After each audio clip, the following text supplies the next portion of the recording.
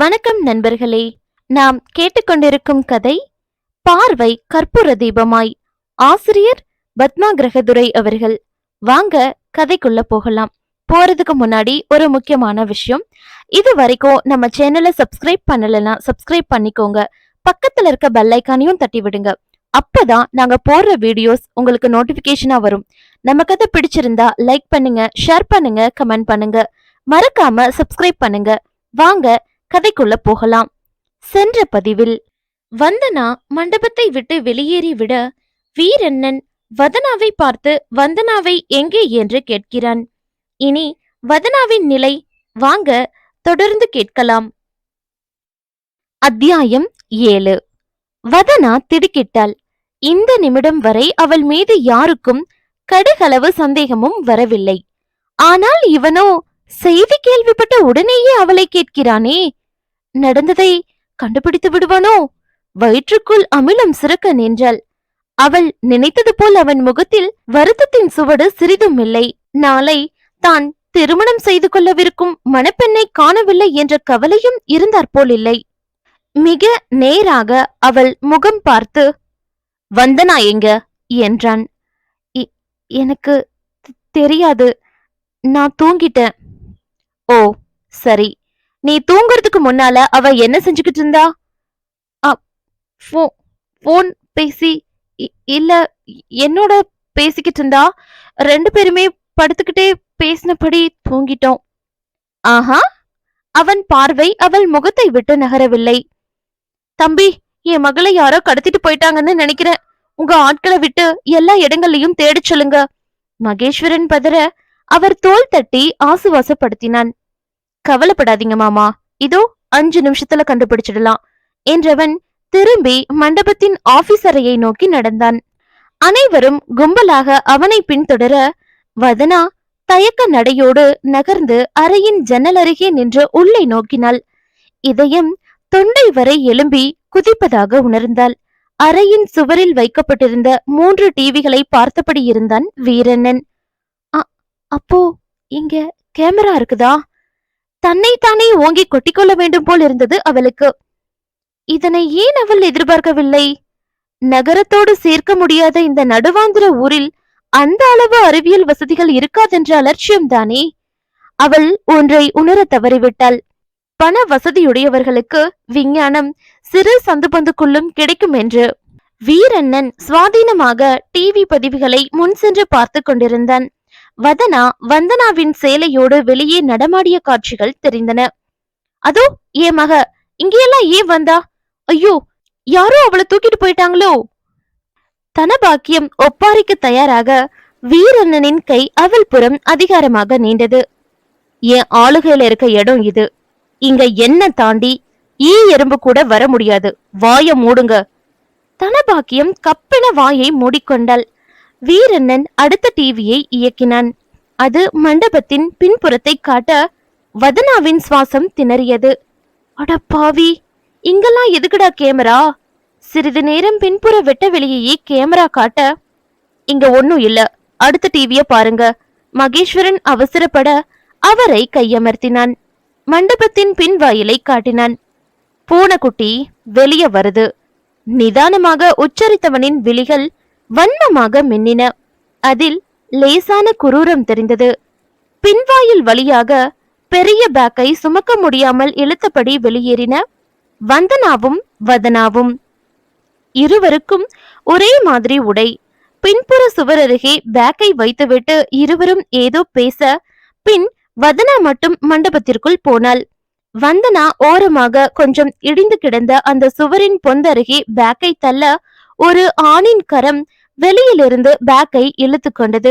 வந்தனாவும் குனிந்து அந்த வழியாகவே வெளியே போனாள். அடுப்படி கடுகு வடிக்கும் சத்தம் இங்கே கேட்கும் அளவு 2 நிமிடங்கள் அந்த இடம் முழுவதும் அமைதி நிலவியது. அட பாவி, இப்படி உன் பொண்ணு என் குடும்பத்துக்கு அநியாயம் செஞ்சிட்டாலே. மகேஸ்வரன் தம்பி ஜீவானந்தத்தின் சட்டையை பிடித்து இழுக்க அவர் திகைத்து நின்றார். உங்க பொண்ணு செஞ்ச காரியத்துக்கு இவர் என்ன செய்வாரு? சட்டைய விடுங்க.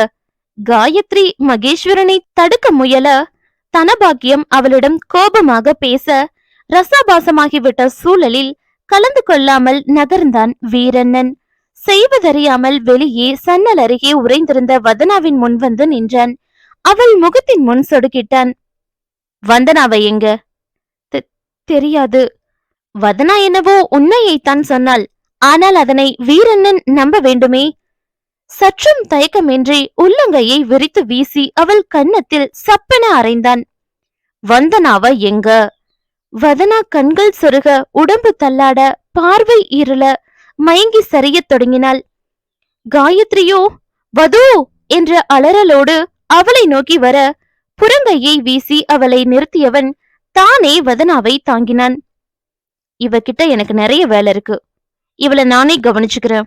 ஒரு மாதிரி குரலில் கூறியவன் தவிட்டு மூட்டையை தூக்குவது போல அவளை அள்ளி தன் தோள் மேல் போட்டுக்கொண்டு மாப்பிள்ளை வீட்டினரின் பகுதிக்குள் நுழைந்து மணமகன் அறையின் கட்டிலில் படுக்க வைத்தான். அம்மா, சீக்கிரமே இவளோட மயக்கத்தை தெளிய வைங்க, நான் நிறைய விசாரிக்கணும். வீரண்ணனின் இடது கை அவன் வலது கை தங்க காப்பை மேலேற்றி முறுக்கியது. அத்தியாயம் 8. வதனாவிற்கு மயக்கம் தெளிந்த போது உமாராணி அவள் அருகே கட்டிலில் அமர்ந்து அவள் கையை பற்றியபடி இருந்தார்.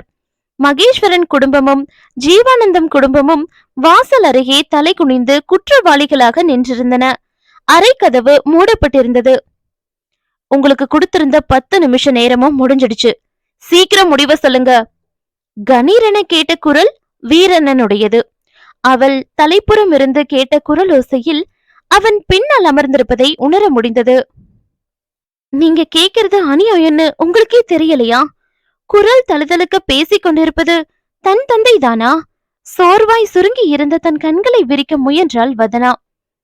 என் இடத்துல இருந்து பாருங்க, இதுதான் நியாயம்னு தெரியும். அப்படியே இருக்கட்டும், என் அண்ணன் மக செஞ்ச தப்புக்கு என் மக ஏன் பலியாகணும்? ஏன்னா உங்க மகதானா அவளை வெளியே அனுப்பியிருக்கா. என்னோட மக அப்பாவி, யாரோ அவளோட மனசு குழப்பி இப்படி செய்ய வச்சிருக்காங்க. அவளை மன்னிச்சு விடக்கூடாதா? மகேஸ்வரன் கெஞ்சலாக கேட்க, அப்பாவி போடுற திட்டமா இது? உங்க தம்பி மகளுக்கு அவ போலவே உடை அணிவிச்சு அவளை போலவே நடமாட விட்டுருக்கா. கேமரால முன்பக்க வாசல்ல தெரிஞ்சது உங்க மக இல்ல, உங்க தம்பி மக. 2 பேரும் சேர்ந்து போட்ட பெரிய திட்டம் இது. பெரிய கிரிமினல் வேலை. 2 பொண்ணுங்களையும் 2 குடும்பங்களையும் நான் மன்னிக்க தயார் இல்ல. அண்ணா, இங்க என்ன பேச்சு? வாங்க, நாம போலீஸ்க்கு போவோம். ஜீவானந்தம் நெஞ்சை நிமிர்த்த மகேஸ்வரனிடமும் தப்பிவிடும் நப்பாசை தெரிந்தது. போங்கல, அதுக்கு முன்னாடி என் பணம் 50 லட்சத்தை திருப்பி கொடுத்துட்டு போங்க. இல்லைனா என்னோட பணத்தை நீங்க திருடுனதா நான் பதில் கம்ப்ளைண்ட் கொடுப்பேன். பணமா? எந்த பணம்? உங்க மக போகும்போது ஒரு பெரிய பேக்க தூக்கிட்டு போயிருக்காளே, அதுல என்ன இருக்குதுன்னு நினைக்கிறீங்க? வச்சது முதல் போன வாரம் வரைக்கும் 3 மாசமா அவளை வார வாரம் பார்க்க வரும்போதெல்லாம் என் அம்மா கொண்டு வந்து போட்டு விட்ட நகைகள் கிட்டத்தட்ட 50 பவுனு. நேத்து கல்யாண வேலைகளுக்குன்னு நான் உங்ககிட்ட கொடுத்து வச்ச 10 லட்சம் ரூபாய்கள் போக, என்னோட தென்னந்தோப்பு, வாழைத்தோப்பு, தியேட்டர், இது எல்லாத்துக்கும் குத்தக பணம்னு ஒரு பைசா வாங்காம உங்ககிட்ட தொழில்களை விட்டுருக்கேன். அதுக்குரிய பணம் இதையெல்லாம் நான் கொடுத்துடுறேன். வீராப்பாய் பேசிய மகேஸ்வரனை கிண்டலாக பார்த்தான் வீரண்ணன். எப்போ? அது கொஞ்சம் டைம் கொடுத்தா 1 மணி நேரம் கூட கிடைக்காது. என்னோட சொந்த பந்தங்களை எல்லாம் எனக்கு கல்யாணம்னு கூட்டி வச்சிருக்கேன். என்ன கல்யாணம் செய்ய விருந்தவ என் பணம் நகைகளோட வேற எவனோடையோ ஓடி போயிட்டாள்னு சொல்ல சொல்றீங்களா? அவளோட அப்பா கிட்ட தொழில் விஷயத்துல ஏமாந்துட்டேன்னு சொல்ல சொல்றீங்களா? வீரண்ணன்னாலே எல்லாருக்கும் வரும் பயம் கலந்த மரியாதை எங்க போகும்? நாளைக்கு காலையில நடக்கவிருக்க என்னோட கல்யாணம் குறிச்ச நேரத்துல நடந்தே தீரணும். அக்கா ஓடி போனாலானா தங்கச்சிய கல்யாணம் செஞ்சுட்டு போறேன். சோர்வும் பலவீனமாய் படுத்திருந்த வதனா படக்கென எழுந்து விட்டாள். என்ன சொன்ன நீ என்பது போல் பின்னால் திரும்பி அவனை பறக்க பறக்க பார்த்தாள். வீரண்ணன் கல்யாண மண்டபத்தில் இருக்கும் சாதாரண பிளாஸ்டிக் சேரில் தான் அமர்ந்திருந்தான். ஆனால் அதிலேயே இப்படி அரசனை போல் நீதி சொல்லும் நீதிபதி போல அமர முடியுமா? வீரண்ணனால் முடிந்திருந்தது. அவன் உட்கார்ந்திருந்த தோரணைக்கே லேசாக உடல் நடுங்க தொடங்கியவளை அலட்சியமாக பார்த்தவன், வந்தனா இல்லைனா வதனா என்றான். வதனாவிற்கு மீண்டும் மயக்கம் வரும் போல் இருந்தது. அம்மா, அவளை பிடிச்சு நிறுத்தி வைங்க. இன்னும் 1/2 மணி நேரத்துல நிச்சயம் ஆரம்பிக்கப்படணும். திரும்ப மயங்கி விழுந்து தொலைய போறா. வீரண்ணா, நீ சும்மா இரு சாமி, எல்லாரையும் பயமுறுத்தாத என்று விட்டு வதனாவை மென்மையாக மீண்டும் படுக்க வைத்தார் உமாராணி. ஜீவானந்தம் காயத்ரி அருகில் வந்தார். பாருங்க, உங்க குடும்பத்து பொண்ணுங்க செஞ்ச தப்புக்கு எங்களுக்கு பதில் தெரியணும் இல்லையா? வந்தனா ஒரு வார்த்தை முதல்லயே அவளோட விருப்பத்தை சொல்லி இருந்தா இந்த கல்யாண ஏற்பாடே நடந்திருக்காதே. எங்களுடைய பண கஷ்டம், மன கஷ்டம் ரெண்டுக்குமே நீங்க தான் பொறுப்பாளியாகிறீங்க. நிச்சயம் குறிச்ச நேரத்துல என்னோட மகனோட திருமணம் நடந்தே தீரணும். வதனாவை என் மகனுக்கு கல்யாணம் செஞ்சு கொடுங்க. அவளை என் மகளை போல நான் பாத்துக்கிறேன். பாந்தமான அவரது வார்த்தைகள் ஜீவானந்தம் காயத்ரியை யோசிக்க வைத்தது. மகேஸ்வரன் கை குவித்தே தம்பியிடம் வேண்ட ஆரம்பித்தார். தம்பி, என்னை விட 4 வயசு சின்னவனானாலும் இப்போ நீதாண்டா பெரியவன். வீரண்ணனை எதிர்த்துக்கிட்டு இந்த ஊர்ல என்னால வாழ முடியாது. அவர் கேக்குற பணத்தை என்னால கொடுக்கவும் முடியாது. தயவு செஞ்சு நல்லா யோசிச்சு முடிவ சொல்லுடா. இத்தனை ஆண்டு காலமாக அண்ணன் என்ற மரியாதையோடு சற்று எட்டி நின்றே பார்த்தவர் இப்போது தன்னிடமே கெஞ்சுவதில் சங்கடப்பட்டிருந்த ஜீவானந்தம் பாசமும் பரிவுமான உமாராணியின் வார்த்தைகளில் திருப்தியாகி மெல்ல தலையசைத்தார். ஆட்சேபமாக அவர் கைப்பற்றிய காயத்ரியை கண்டு கொள்ளவில்லை. திகைப்பாய் நோக்கிய மகளையும் கவனிக்கவில்லை. ஜீவானந்தம் எப்போதுமே இப்படித்தான். மனைவி பிள்ளைகளின் எண்ணங்களுக்கு மதிப்பு கொடுக்காதவர். நானே இந்த குடும்பத்தோட தலைவன், என்னோட முடிவே இங்க சட்டம் என்றிருப்பவர். அண்ணனின் துயர் துடிப்பதே தனது முதல் கடமை என அவர் முடிவெடுத்து விட்டார். ஆக வதனாவின் திருமணம் வீரண்ணனோடு என்று முடிவானது. திருமண பேச்சு முடிவானதும் வீரண்ணன் எழுந்து அரை வாசலுக்கு நடந்தான். அவனது ஓர பார்வை தன்மேல் படிந்து மீள்வதை உணர்ந்தவள் தலை நிமிரவில்லை. செருக்கான யானை ஒன்று தன்னை கடந்து செல்வது போல் உணர்ந்தாள். நீங்க வெளியில போகலாம். நீங்க அப்படி உட்கார்ந்து அம்மா கிட்ட மத்த விஷயங்கள் பேசுங்க. மகேஸ்வரன் குடும்பத்தை அறையை விட்டு வெளியேற சொல்லி ஜீவானந்தமும் குடும்பத்திற்கு உட்காரும் சலுகை அளித்தபடி கதவை திறந்தவன் கதவருகே காதை சரித்து வைத்து கேட்டபடி நின்றிருந்த கீதாஞ்சலியை கண்டதும் எரிச்சலுற்றான். ரொம்ப கஷ்டப்படாதீங்க சித்தி, வதனாவுக்கும் எனக்கும் கல்யாணம் குறிச்ச நேரத்துல குறிச்ச முகூர்த்தத்துல பேசினபடி எல்லாமே நடக்கும். போங்க, போய் எல்லார்கிட்டயும் சொல்லுங்க. ஒற்றை விரலாட்டி கட்டளை போல் சொல்லிவிட்டு வெளியே போனான். கீதாஞ்சலி தனக்கு கிடைத்த தகவலோடு பரபரப்பாக மண்டபத்திற்குள் ஓடினாள். அத்தியாயம் 9. நிச்சயப்பட்டு முதல் முகூர்த்த சேலை வரை மணப்பெண்ணிற்கான நகைகளும் என 2 மணி நேரங்களுக்குள் மண்டபத்திற்குள் வந்து சேர்ந்தது. நிச்சயத்திற்கு குறித்த அதே நேரத்தில் வதனாவின் விரலில் வைர மோதிரத்தை போட்டு அவளை தனது மனைவியாக நிச்சயம் செய்தான் வீரண்ணன். மேடையில் இருந்தபடி எதிரில் நிமிர்ந்து அலையாடி கொண்டிருந்த கூட்டத்தை குழப்பமாக பார்த்தாள் வதனா. இத்தனை கூட்டத்திற்குள் ஒருவர் கூடவா மணப்பெண் மாறிவிட்ட விஷயத்தை விசாரிக்க மாட்டார்கள்? அது அப்படித்தான் என்றாள் மாலினி. வீரண்ணனை எதிர்த்து கேள்வி கேட்கும் தைரியம் இந்த ஊரில் எவருக்கும் இல்லை என்றாள். அவன் என்ன சொன்னாலும் செய்தாலும் எல்லோருக்கும் சரி. இப்போதும் மணப்பெண் மாறியதற்கும் ஏதாவது காரணம் இருக்கும் என்பார்கள். பெரிய இடத்து விஷயம் நமக்கு எதற்கு என்று பேசாமல் இருந்து விடுவார்கள் என்றாள். ஏனெனில் இங்கிருப்பவர்கள் அனைவருமே அவனோடு தொழிலில் ஏதாவது ஒரு வகையில் தொடர்பில் உள்ளவர்கள் அல்லது அவனிடத்தில் வேலை செய்பவர்கள். அவனை எதிர்த்து கேள்வி கேட்டு தங்களுக்கு பாதிப்பை ஏற்படுத்திக் கொள்ள விரும்ப மாட்டார்கள். திருமண பேச்சு ஆரம்பிச்சதுல இருந்தே எங்க குடும்பத்துக்கும் அந்த மரியாதை கொஞ்சம் கிடைச்சது. வந்தனா முட்டாள், அதை கெடுத்துட்டு போயிட்டா. இனி இந்த ஊர்ல நாங்க என்ன ஆவோமோ? வருத்தப்பட்டாள் மாலினி. வதனாவிற்கு இப்போது இந்த அவசர திருமணத்தின் காரணம் புரிந்தது. ஊருக்குள் பரம்பரை பரம்பரையாக இவன் குடும்பத்தினர் சேர்த்து வைத்திருந்த இந்த மரியாதை போய்விடக் கூடாது என்பதற்காக இந்த திருமணம். ஆனால் இவனோடு அவள் வாழ்வு எப்படி இருக்க போகிறது? நன்றாக இருக்கும் என்றார் ஜீவானந்தம். அன்று இரவு உறக்கம் வராமல் வெளியே எழுந்து வந்தபோது பால்கனியில் நின்று தாயும் தந்தையும் பேசிக் கொண்டிருந்ததை கேட்டாள் வதனா. அதெப்படி முன்ன பின்ன தெரியாத ஒரு ஆளுக்கு என் மகளை மனம் செஞ்சு கொடுக்க சம்மதிக்கலாம்? ஆவேசமாக கணவனிடம் கேட்டுக்கொண்டிருந்தாள் காயத்ரி. நான் இந்த ஊர்லயே பிறந்து வளர்ந்தவன். வீரண்ணனுடைய குடும்பத்தினரை பத்தி எனக்கு ரொம்ப நல்லாவே தெரியும். அதுலயும் சமீபமா வீரண்ணனை பத்தி மிக உயர்ந்த செய்திகளையே கேள்விப்பட்டுக்கிட்டு வர. நாமா தேடினாலும் இது போல நல்ல சம்பந்தம் நம்ம பொண்ணுக்கு கிடைச்சிருக்காது. வந்தனா முட்டாள், கிடைக்கவிருந்த நல்ல வாழ்க்கைய பாழாக்கிக்கிட்டா. நம்ம பொண்ணு அதிர்ஷ்டசாலி, அவளை தானே தேடி வந்திருக்கு இந்த வாழ்வு. வதனா அறைக்குள் திரும்பி வந்து விட்டாள்.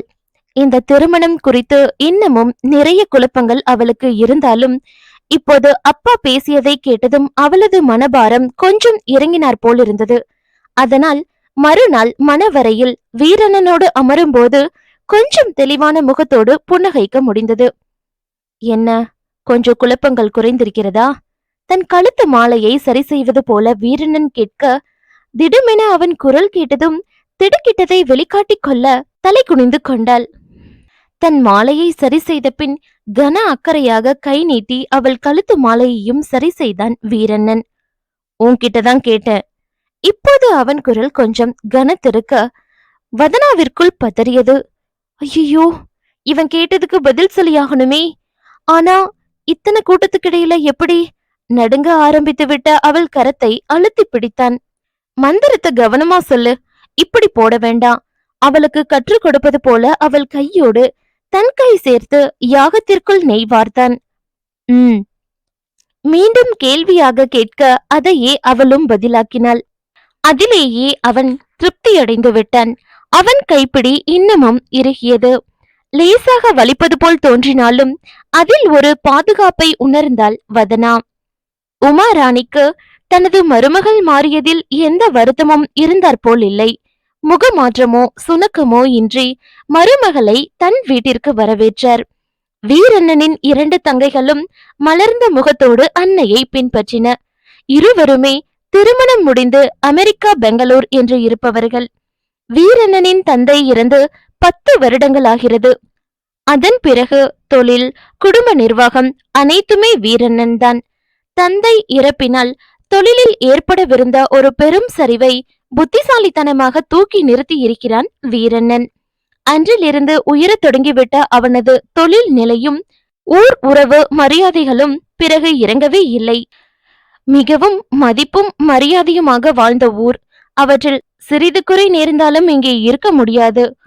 எனது பிறந்த ஊரான தஞ்சாவூருக்கு போய்விட வேண்டியதுதான் என்று வீரண்ணனிடம் ஒரு நாள் ராத்திரி சொன்னேன். அந்த ராத்திரிதான் அவன் இயல்பாக அமர்ந்திருந்த கடைசி ராத்திரி. அன்றிலிருந்து இதோ இன்று வரை துடிப்பாக ஓடிக்கொண்டே இருக்கிறான். எங்கள் நிலைமையும் உயர்ந்து கொண்டே இருக்கிறது. மகனின் பெருமைகளை பேச உமாராணிக்கு சலிக்கவே இல்லை. அந்த இமயமலைய புரட்டி கொண்டு வான்னு எங்க சாமி கிட்ட சொல்லி பாருங்க, தோல்ல தூக்கி வச்சு கொண்டு வந்து போடுவான்ல. இவர்கள் அனைவருக்கும் தட்டில் ஜூஸ் கொண்டு வந்த கீதாஞ்சலியும் வீரண்ணன் புகழில் சேர்ந்து கொண்டாள். ஜூஸ் எடுத்துக்கோ கண்ணு. எல்லோருக்கும் தட்டை நீட்டியவள் வதனாவிற்கு தன் கையாலேயே எடுத்து கொடுத்தாள். முதல் நாள் தான் கேட்ட விபரத்திற்கு கட்டை விரலாட்டிய பெண்மணி இவள்தானா என்றிருந்தது வதனாவிற்கு. மனிதர்களுக்குள் எத்தனை நிறங்கள்! வதனாவுக்குன்னு 40 பவுண்ட் சேர்த்து வச்சிருக்கோம். பாத்திர பண்டம் சீர்சனத்தி எல்லாம் இனிதான் ஏற்பாடு செய்யணும். வர பொங்கல் அன்னைக்கு பொங்கல் சீரோட மத்த சீர்களையும் கொடுத்துடுறோம் அண்ணி. காயத்ரி தயங்கி சொல்ல உமாராணி ஒற்றை விரலை தன் உதட்டின் மீது வைத்து பேசக்கூடாது என்றார். வதனா இனி எங்க வீட்டு பொண்ணு. அவளுக்கு என்னென்ன தேவையோ அதை இனி நாங்களே பாத்துக்குவோம். நீங்க எப்போ உங்க மகளுடைய ஞாபகம் வருதோ அப்போ அவளை வந்து பாத்துட்டு போனா போதும். அப்போ அக்கா இனிமே எங்க வீட்டுக்கு வரவே மாட்டாளா? கௌதம் கேட்க ஒரு நிமிடம் அங்கே மௌனம் நிலவியது. ஏன் வரமாட்டா? அடுத்த மாசமே பொண்ணு மாப்பிள்ளைய உங்க வீட்டுக்கு விருந்துக்கு அனுப்பி வைக்கிறேன் அண்ணி. ஒரு வாரம் அங்க இருந்துட்டு வரட்டும். உமாராணியின் பேச்சு அனைவருக்குமே திருப்தியாக இருக்கவே ஜீவானந்தம் காயத்ரி மனதில் கொஞ்ச நெஞ்சம் இருந்த நெருடலும் மறைந்து போனது. மூத்தவரு உடம்பு முடியாம இருந்தப்ப சாமிக்கு சின்ன வயசு. படிச்சிட்டு இருந்த பிள்ளைய திடீர்னு தொழிலுக்குள்ள விட்டா என்ன தெரியும்? பாவம் பறக்க பறக்க முழிச்சுது. அப்ப இவருதான் கூட மாட இருந்து பிள்ளைக்கு எல்லா விவரமும் சொல்லி கொடுத்தாரு. இன்னைக்கு சாமி சித்தப்பா சித்தப்பான்னு உருகிறான்னா சும்மா கிடையாது. உமாராணி போன் பேசவென சற்று நகர்ந்ததும் கீதாஞ்சலி தன் கணவர் பெருமையையும் இவர்களிடம் சொல்லி வைத்தாள். இரவு உணவின் பின் வீடு நிறைந்திருந்த உறவினர்கள் அனைவரும் விடை பெற வதனா குடும்பத்தினரும் தங்களுக்கென ஒதுக்கப்பட்டிருந்த வசதியான வீட்டிற்கு தங்க சென்றன. தம்பதிகளை அமர்த்தி வைத்து உணவுண்ண வைத்துவிட்டு வீரண்ணனின் தங்கைகள் இருவரும் ரகசிய பேச்சு சிரிப்போடு மாடிக்கு சென்றன. நீயும் தம்பியும் கிளம்புங்க கீதா, இங்க நாங்க பாத்துக்கிறோம். கீதாஞ்சலியையும் சபரிராஜனையும் அனுப்பிவிட்டு உமாராணி வீட்டின் உள் முற்றத்திற்கு வந்தார். எல்லாரும் போயாச்சாமா? வீரண்ணன் கேட்க, ஆமாம்பா என உமாராணி புன்னகைக்க, உஃப் என்று பெருமூச்சொன்றோடு தன் தலையை கோதிக்கொண்டு விடுதலையாக பின்னால் சாய்ந்தான் வீரண்ணன். இத்தனை நாட்களாக தான் பார்த்த வீரண்ணனுக்கும் இப்போது சரிந்திருப்பவனுக்கும் நிறைய வித்தியாசங்கள் இருப்பதாக உணர்ந்தாள் வதனா.